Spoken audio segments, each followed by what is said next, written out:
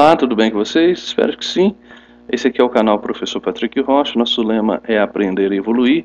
Se você gostar desse vídeo, inscreva-se, dê seu like, compartilhe. É um canal voltado para a educação. A disciplina que estamos estudando é filosofia. A série é o segundo ano do ensino médio. Lembrando que estamos estudando os PETs. PETs são os planos de estudos tutorados, o material para estudos remotos da Secretaria Estadual de Educação de Minas Gerais. Nós estamos aqui na semana 4 e 5, tá bom? O eixo temático é teoria do conhecimento, né? Essa parte aqui, essa aqui é um print, né, da apostila que vocês recebem, né? Então vamos lá diretamente ao tema e às leituras, contextualizações, explicações e no final a resolução da atividade, tá bom? Então vamos lá, o tema é a verdade e o cotidiano. Esta semana vamos investigar sobre a verdade.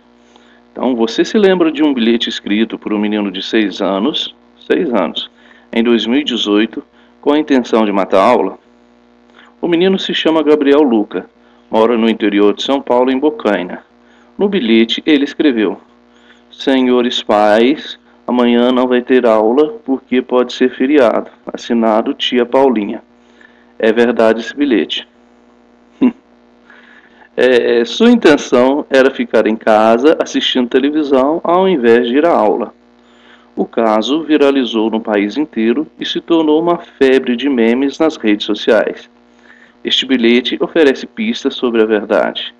A pista mais óbvia é a de que a verdade pode ser simulada, ou seja, algo não verdadeiro pode parecer verdadeiro no âmbito da linguagem. Além disso, o bilhete demonstra uma crença compartilhada entre as pessoas sobre o altíssimo valor que a verdade tem nas relações humanas. Em nossa sociedade, quem tem a verdade ou é capaz de demonstrá-la em discurso tem poderes diversos. Recapitulando, a verdade e o cotidiano. Analise as seguintes afirmações. Depois a gente vai refletir sobre essas frases aqui. Claro que vai causar espanto em muitos de vocês, né? Os que têm um senso crítico, né, apurado. Então vamos lá, ler isso aqui. A Terra é maior que o Sol, pois nossos olhos conseguem ver o Sol de forma completa, mas não conseguem dimensionar a imensidão da Terra. O Sol se move em torno da Terra, pois todos os dias vemos o Sol se movimentar no céu, nascer no leste e se pôr no oeste, e a Terra não se move.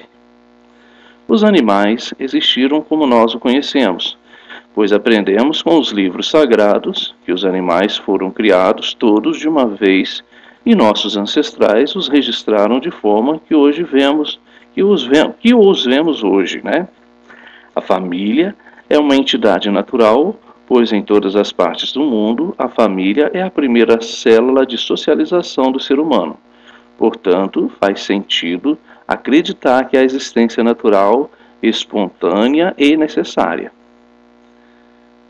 Estas certezas brotaram do contato imediato e empírico. O que é empírico? Significa experiência, que as pessoas obtêm da realidade. Todas essas afirmações foram consideradas verdadeiras em algum momento da história.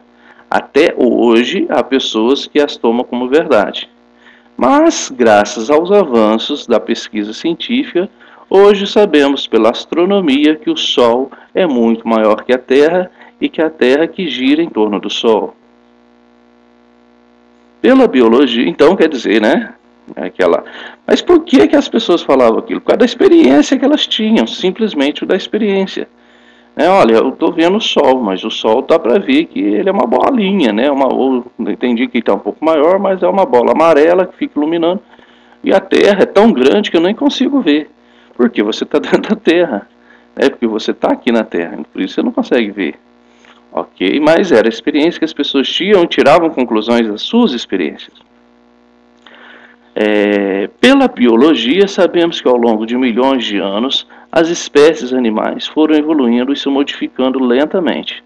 Através da história e da sociologia, sabemos que a instituição familiar, tal como a conhecemos atualmente, esposo, marido, filhos, é uma invenção que só se consolidou dessa forma no século XV.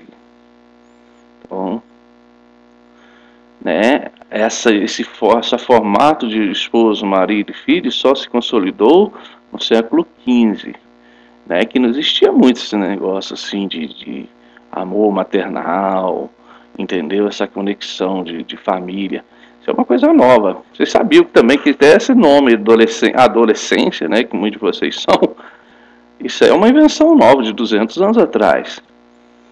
Era criança e depois era adulto, né? E pronto, não existia esse meio termo que é o adolescente. Se você se considerasse que você já estava crescidinho, você era tratado como adulto e fazer coisas de adultos. Por isso que era comum em muitas sociedades, em muitas culturas, até mesmo o casamento de meninas de 12, 13 anos, de meninos com 12, 14 anos também, entendeu? Porque eles falavam assim, ó, se não é criança, é adulto, né? Você vê, então, certas coisas, gente, né, que existe hoje, há anos, séculos atrás, não existia, né? Inclusive essa ideia de família, né? Como a gente vê aí, né, toda certinha, o pai, a mãe, o filho, não era bem assim, né? Não era tão bonitinho assim. O conhecimento exige que tomemos uma certa distância do objeto. Este não pode nem estar longe demais, nem perto demais. Um dos fatores pelos quais você consegue ler este texto é o de nele estar numa distância ideal de você. Faça o exercício de aproximá-lo para perto de seus olhos e depois de colocá-lo bem longe. Não conseguiu vê-la? Não conseguiu ler nada, não é? Imagina, então, se você se aproxima, se você distancia, a ciência consegue descolar os fenômenos naturais da imediaticidade da experiência vivida. Dizendo de forma mais clara, o cientista tem instrumentos para olhar para determinado fenômeno de uma forma mais abrangente ou mais minuciosa, dependendo do caso, né? O fato é que a ciência consegue alcançar conhecimentos mais universais que o senso comum, porque a ciência ela se dedica a isso, né? A estudar.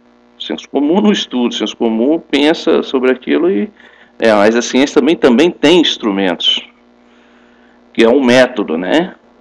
Por mais que se queira crer que a Terra é plana ou que o Sol é quem gira em torno da Terra, existem demonstrações objetivas para evidenciar a falsidade dessas crenças. Hoje voltou em moda, né? Que é uma coisa, assim, você fala assim, gente, como que volta em moda um negócio tão antigo, tão ridículo como esse, ao terraplanismo, né? Gente, tem esse monte de evidências, né, de provas científicas e concretas de que a Terra é redonda, e pronto, desse jeito, e é desse jeito. Ah, não, mas o fulano falou que não, que tudo é a Antártica, o fim do mundo, eu não sei o que, porque com o avião não passa. Gente, mas se as pessoas, como diz, as pessoas podem acreditar naquilo que elas quiserem, são livres, né? Ação livre para acreditar no que elas quiserem, mas elas também, de certa forma, né? O pensamento é livre, como eu estou dizendo para vocês, mas certas coisas não se contesta, entendeu? Não, mas assim, então você tem que provar cientificamente que aquilo que você está certo, e não por teorias vazias, né? Cheio de relativismo e de achismo. O perigo hoje é isso, né, gente? As pessoas acham uma coisa então, e o que elas acham é verdade. Não é assim que as coisas acontecem. É muito provável que você, cara estudante, tenha mais simpatia para ouvir as opiniões que confirmem o seu ponto de vista. Claro que sim. As pessoas gostam de escutar aquilo, né? E gostam de ouvir aquilo que traz mais simpatia. Mas tá. É natural você seguir páginas em redes sociais que divulguem ideias sintonizadas com o que você pensa. Com o que você pensa. Mas é importante lembrar que o conhecimento demanda trabalho e paciência. Tá? Então, gente, não é uma coisa simples que você aprende no vídeo. Entendeu? Tem coisas, né? Tem coisas que você consegue aprender no vídeo do YouTube. Né? Eu vou falar para vocês ontem, eu estava com dificuldade com um chiado aqui no microfone. né? Quebrei a cabeça, pus um vídeo no YouTube, o primeiro vídeo o menino não explicou direito, não gostei, ficou confuso, mas o segundo resolveu meu problema, entendeu? Beleza, tem coisas práticas, mas teoria, gente, coisas mais complexas não se resolve, entendeu? Não é um vídeo do YouTube, não é um documentário, uma reportagem que vai te demonstrar, que vai mostrar essa verdade. Porque a pessoa que está mostrando aqui, ela está mostrando a verdade dela, entendeu? É claro que ela vai, né, fazer de tudo para que você acredite na verdade dela. A ignorância e a violência são filhas da pressa de saber e da preguiça de pensar. Olha que interessante. Então, gente, a ignorância e a violência são filhas da pressa de saber e da preguiça de pensar. Então a gente tem que não, né, preguiça para pensar, não, a gente não pode ter isso, porque a gente vai ser filho da ignorância. A ciência, a filosofia, a arte e mesmo o saber popular não foram produzidos de forma rápida e fácil. Nunca, gente. Nunca. Estes saberes demandaram reflexões, investigações e experiências construídas ao longo do tempo, muito tempo. Ok? Por exemplo, a filosofia aí tem uma história aí de quase 2.600 anos, né, de contestações, de estudos, de um filósofo tentando desmascarar o outro, desmentir o outro, entendeu? E assim, a ciência também vai no mesmo caminho, entendeu? Então, gente, é muito estudo, muita dedicação, que não é assim que não... É igual aquele livro, né? O Segredo. O Segredo. As pessoas falam assim, não, o segredo. Então, o segredo, primeiramente, não se conta e não se escreve livro sobre segredo. Então, não é segredo mais. Né? Ou livros para ganhar dinheiro de forma rápida. Gente, não existe isso. Entendeu? Você acha que as pessoas que são ricas, que são milionárias, elas querem realmente passar a fórmula de ganhar dinheiro? Não, porque infelizmente também, gente, vamos falar uma verdade aqui. Infelizmente, o mundo capitalista que a gente vive, muitas pessoas ganham dinheiro de forma errada. Entendeu? Sonegando impostos, colocando laranjas, não pagando corretamente o salário dos seus funcionários, e muitas maracutaias, né? E as heranças também, né? Aí o cara fala assim, não, você tem que vencer, porque né, você tem que vencer sozinho no mundo. Gente, aí quem fala isso às vezes tem lá um pai rico, um avô rico, né? Então, gente, é complicado. Às vezes as pessoas acham que é simples, não é simples. Então a gente tem que desconfiar daquilo que a gente acha que é simples. Não existe caminho rápido. Tá? O caminho rápido para a verdade, conforme já foi abordado anteriormente, é a busca por ideias que estejam de acordo com aquilo que pensamos. Contudo, a verdade não é a confirmação de uma ideia que você pensa. Às vezes, a verdade é o contrário do que você pensa. E, gente, não adianta, não precisa ficar triste com isso. Tá? Se alegre, pelo menos você descobriu que é a verdade. Às vezes também não existe a possibilidade de alcançar a verdade absoluta sobre determinado tema, não. Uma das bases para relações humanas mais tolerantes e respeitosas é exatamente o reconhecimento de que as coisas que sabemos podem não ser absolutamente verdadeiras. Ou seja, melhor que a ignorância extrema, aquela em que você nem reconhece que não sabe, é a incerteza. A incerteza pode promover o diálogo e a busca pelo conhecimento. A certeza absoluta pode gerar acomodação e ações extremadas de defesa dessas certezas. Pergunte a si mesmo: será que aprendi com meus pais, professores, na minha igreja, nas minhas redes sociais, é absolutamente verdadeiro? Se a resposta for sim, faça outra pergunta: como eu posso provar que essas coisas que aprendi são absolutamente verdadeiras? Um bom critério para esta avaliação é compreender Quais são as noções de verdade utilizadas pelas pessoas no seu dia a dia? Abordaremos duas ideias, ok? Verdade como correspondência. Ao longo da história, uma concepção de verdade ganhou destaque. Segundo essa concepção, a verdade é a correspondência entre a ideia e o fato fenômeno. Afirmar que o triângulo tem 3 lados é verdadeiro, porque esta afirmação ideia corresponde ao fato de que o triângulo tem 3 lados de fato. Afirmar que Belo Horizonte é a capital de São Paulo é falso, porque essa afirmação ideia não corresponde ao fato. Verdade é dizer que é aquilo, dizer que é aquilo é, ou dizer que não é aquilo que não é. Você consegue perceber a verdade não diz respeito nem à pessoa que diz algo sobre determinada coisa, nem à coisa que a pessoa se refere? Verdade ou falsidade diz respeito à relação entre esses dois polos. Se para entrar numa festa você apresenta uma carteira de identidade falsa, uma identidade de um irmão ou uma irmã que parece com você e afirma que essa carteira é sua, não é a identidade que é falsa, mas o que você disse sobre o que ela é, entendeu? Sobre a informação sobre você. A carteira não é falsa, mas o que você está dizendo é falso, entendeu? Quando você vai numa festinha aí menor, você tem 16 anos, né? Vai numa festa só para maiores.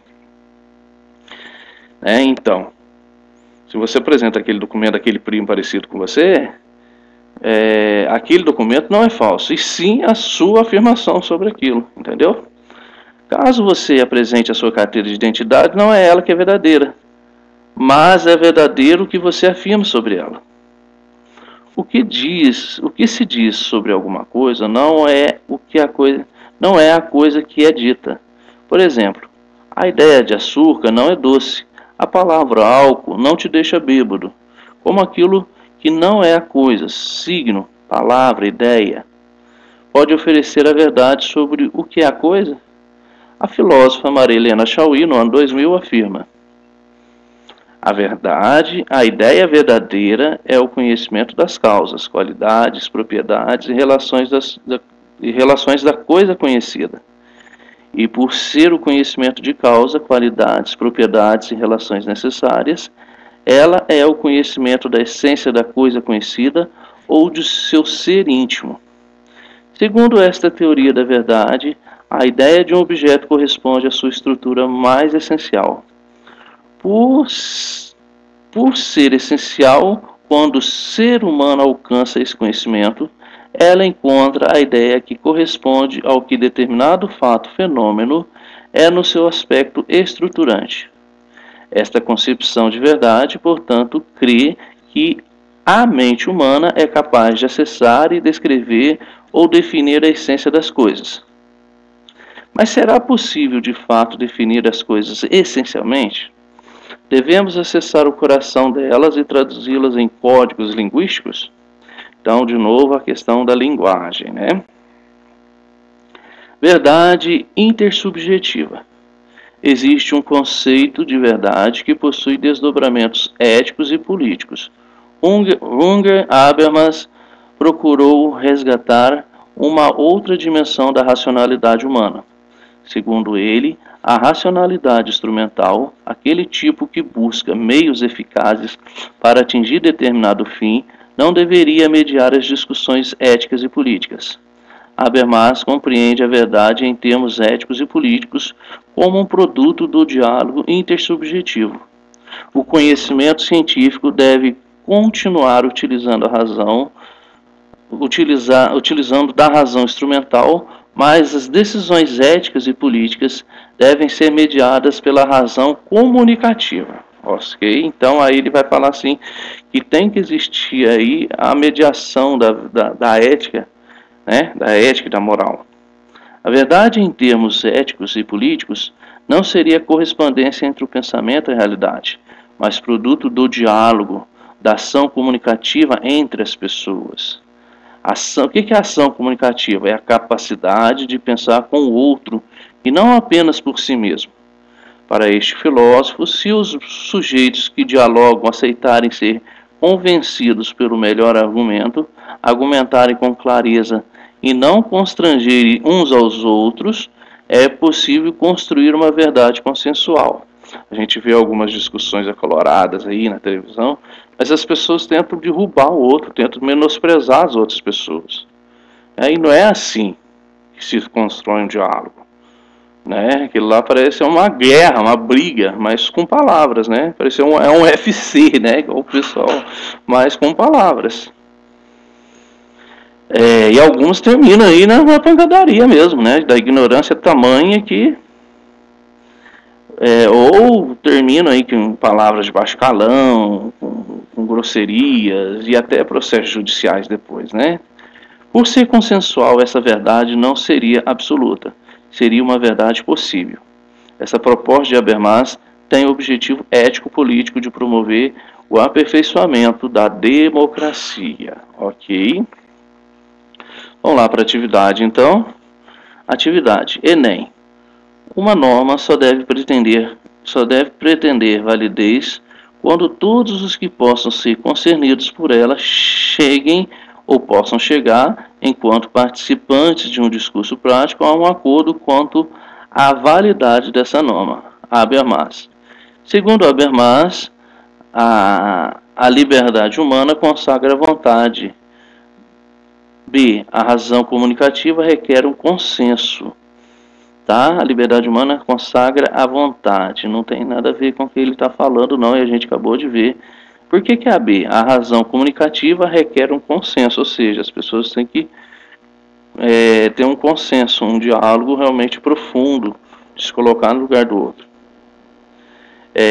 C. Conhecimento filosófico expressa a verdade. Não, de forma alguma, não. Não é porque é filosófico que vai expressar a verdade. Às vezes pode ser uma mentira. Técnica científica aumenta o poder do homem. Não. Pode ser bom, mas não significa isso aumenta. Poder político que se concentra no poder partidário. Não está falando de poder partidário. É a letra B, então, que vai dizer que razão comunicativa requer um consenso. Ok? A 2, gente, é o seguinte. Leia a seguir um fragmento de discurso pronunciado por Benito Mussolini sobre o fascismo. Olha o que ele vai dizer. O fascismo não crê na possibilidade nem na utilidade de uma paz perpétua. Já está querendo guerra. Só a guerra leva ao máximo de tensão todas as energias humanas e marca com um sinal de nobreza os povos que têm a coragem de afrontá-la. O Mussolini, queria guerra e ele acabou, sendo linchado no final da vida dele, enforcado numa árvore, Para nós fascistas, olha para você ver, a vida é um combate contínuo e incessante. O princípio essencial da doutrina fascista é a concepção de Estado. Tudo no Estado, nada contra o Estado. Então, quando você fala assim, nada contra o Estado, significa que você vai ter liberdade? Não, Claro que não. Nada fora do Estado. O indivíduo está subordinado às necessidades do Estado e à medida que a civilização assume formas cada vez mais complexas, a liberdade do indivíduo se restringe cada vez mais. Olha aqui, ó. Então é o Estado que manda e o indivíduo fica quieto. Ele que se ajuste às vontades do Estado e daqueles que mandam no Estado. Nós representamos um princípio novo no mundo, representamos a antítese nítida, categórica, definitiva da democracia, da plurotocracia, da monarquia, em suma, dos imortais princípios de 1789. Benedito Mussolini, uma maneira de viver. Ok? Considerando o discurso de Mussolini com base no conceito de razão comunicativa, conforme o pensamento de Habermas, é correto afirmar que esse discurso é a letra D. Vamos lá, por quê? Opõe-se ao conceito de razão comunicativa, pois se configura como ação impositiva de uns sobre os outros. É um discurso impositivo, é um discurso fascista que não aceita opiniões, entendeu? Então é a letra D. Vamos lá aqui, ó. Por que não é a A, por exemplo? A, representa uma ação comunicativa. Não tem comunicação. Representa uma ação comunicativa pautada na interação. Nunca. Confirma a tese de que a razão comunicativa se fundamenta na abertura da sociedade a críticas e a questionamentos. Não está falando disso. Confirma os valores democráticos de igualdade. Nossa, não está falando disso. está falando de fascismo, está falando de... é um discurso de imposição, né, de medo também. Ou seja, tudo pelo Estado, nada fora do Estado. Ok? Então, se você gostou desse vídeo, gente, então a última então é letra D, tá? Se você gostou desse vídeo, novamente eu peço, dê seu like, inscreva-se, tá? Um grande abraço para vocês e até a próxima. Valeu, galera. Tchau.